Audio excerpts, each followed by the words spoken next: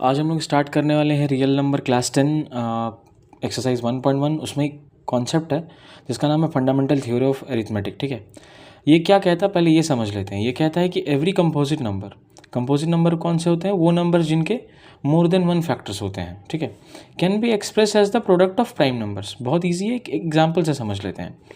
For example 1771 है जिसको हम लोग 7 इंटू 11 इंटू 23 लिख सकते हैं। ये सारे के सारे प्राइम नंबर्स हैं और ये कंपोजिट नंबर्स है क्योंकि इसके पास मोर देन वन फैक्टर्स हैं।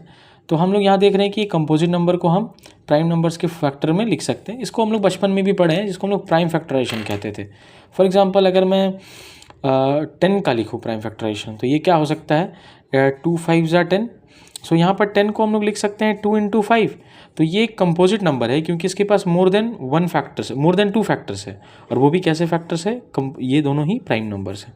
तो any composite number can be express as the product of prime numbers. ठीक है, और कंपोजिट नंबर क्या होते हैं? जिसके मोर देन टू फैक्टर्स होते हैं। ठीक है, तो यहाँ पर एक और एग्जांपल है। एक क्वेश्चन हम लोग ले लेते हैं जो कि एनसीईआरटी का क्वेश्चन है और ये बहुत ही इंपॉर्टेंट क्वेश्चन है आपके एग्जाम के पॉइंट ऑफ व्यू से। ये क्या कहता है? Explain why 7 into 11 into 13 plus 13 and this expression are the composite number. अगर किसी भी एक्सप्रेशन को कंपोजिट नंबर दिखाना है तो हम इजीली दिखा सकते हैं। हम क्या करेंगे?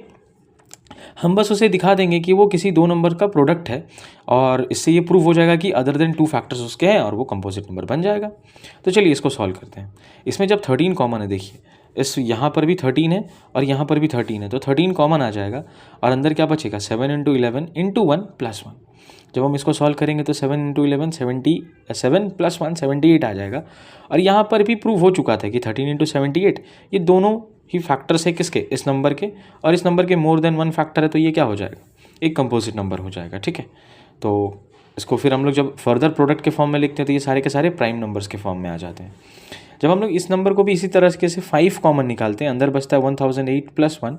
यहाँ पर भी मोर देन वन फैक्टर्स आते हैं। सो हम लोग कह सकते हैं कि since both have more than one factors, तो ये एक कंपोजिट नंबर है। Thank you.